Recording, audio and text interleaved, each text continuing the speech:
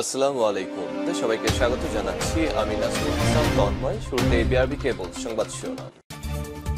বাংলাদেশের সর্বশেষ গুরুত্বপূর্ণ আপডেট সংবাদে আপনাকে স্বাগত। শুরুতেই সংবাদ শিরোনাম, পরে বিস্তারিত। শুরুতেই জানিয়ে দিব, হিসাব নিরীক্ষা কার্যক্রম স্থবির, মুখোমুখি ক্যাডার এবং নন ক্যাডার সিএজিসির পদত্যাগ দাবি।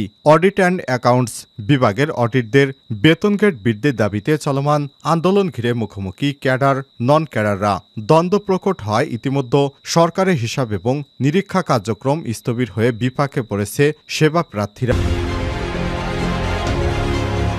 এরপর জানিয়ে দিব, বাণিজ্য জ্বালানি শিক্ষা ইস্যুতে ডক্টর ইউনূসের সঙ্গে ইরানের রাষ্ট্রদূতের মতবিনিময়। দ্বিপক্ষীয় এবং পারস্পরিক স্বার্থ সংশ্লিষ্ট বিষয়ে মতবিনিময় করেছে অন্তর্বর্তীকালীন সরকারের প্রধান উপদেষ্টা ডক্টর মোহাম্মদ ইউনূস এবং বাংলাদেশে নিযুক্ত ইরানের রাষ্ট্রদূত মনসুর চাভুসি।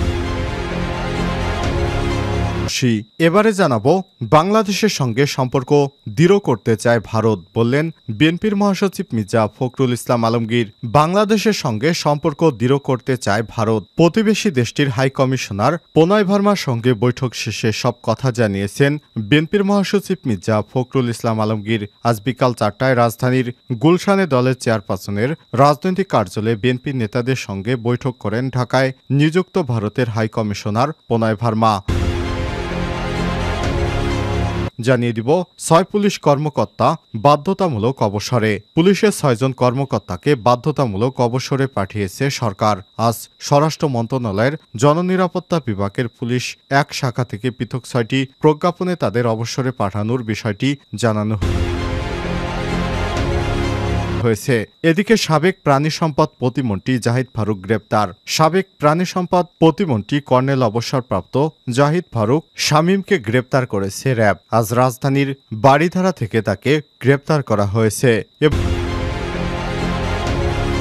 এবং সর্বশেষ জানিয়ে দিব, ইসরায়েল লেবানন হামলা, পাল্টাপাল্টি হামলা, শুরু হচ্ছে নতুন যুদ্ধ। লেবানন জুড়ে সাম্প্রতিক ওয়াকিটকি এবং পেজার বিস্ফোরণে ব্যাপক হতাহতের ঘটনা ঘটেছে।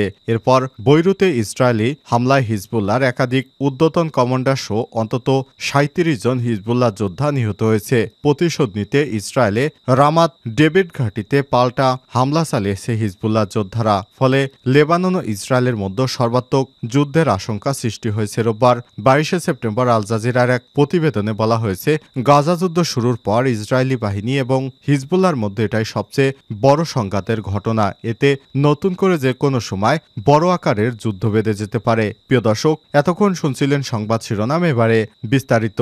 তবে তার আগে বন্ধুরা, অনুরোধ থাকবে সংবাদটিতে একটি লাইক দিন। এই চ্যানেলে আপনি নতুন হয়ে থাকলে আমাদের সংবাদটি দেখতে দেখতে চ্যানেলটি সাবস্ক্রাইব করে রাখুন। কমেন্ট করে আপনার মূল্যবান মতামত জানিয়ে দিন বন্ধুরা, আপনি বিশ্বের কোন দেশ থেকে বা বাংলাদেশের কোন স্থান থেকে আমাদের সংবাদটি দেখছেন এবং শুনছেন। এবারে বিস্তারিত।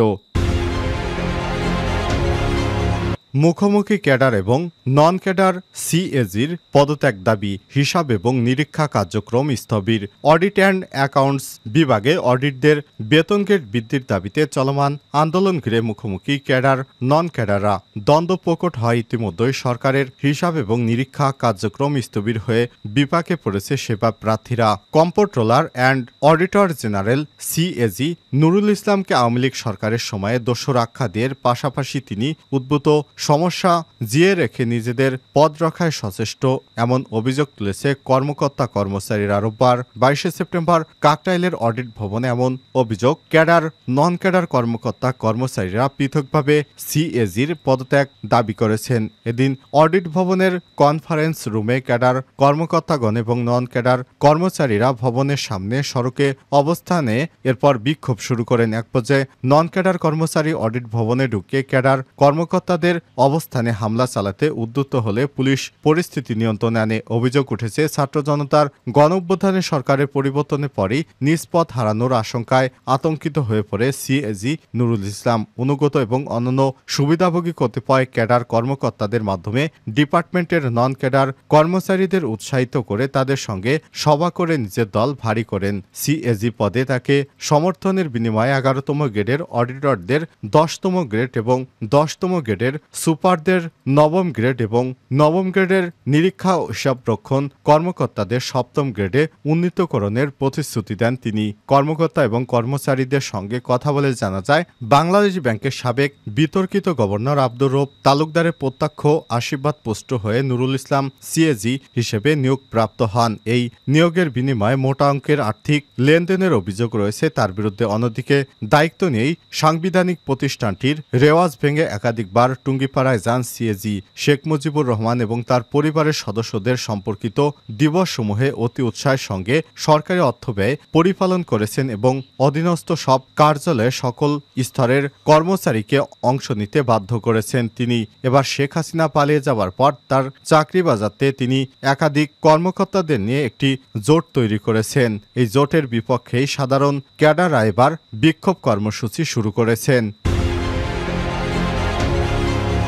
বাণিজ্য জ্বালানি শিক্ষা ইস্যুতে ডক্টর ইউনূসের সঙ্গে ইরানের রাষ্ট্রদূতের মতবিনিময়। দ্বিপক্ষীয় এবং পারস্পরিক স্বার্থ সংশ্লিষ্ট বিষয়ে মতবিনিময় করেছে অন্তর্বর্তীকালীন সরকারের প্রধান উপদেষ্টা ডক্টর মোহাম্মদ ইউনূস এবং বাংলাদেশে নিযুক্ত ইরানের রাষ্ট্রদূত মনসুর চাবুসি।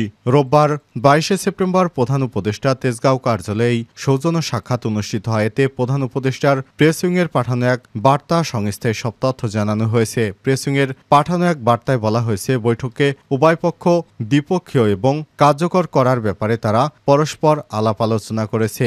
ইরানের সঙ্গে বাংলাদেশের জ্বালানি, সংস্কৃতি, শিক্ষা, স্বাস্থ্য সহ অর্থনৈতিক ক্ষেত্রে দ্বিপক্ষীয় সম্পৃক্ততাকে এগিয়ে নেওয়ার ইচ্ছা প্রকাশ করেছেন দুইজন। এ সময় প্রধান উপদেষ্টা ইরানের ইঙ্গিতকে স্বাগত জানান এবং বৈশ্বিক ফোরামে রোহিঙ্গা ইস্যুতে বাংলাদেশকে সমর্থন করার জন্য তেহরানকে ধন্যবাদ জানান।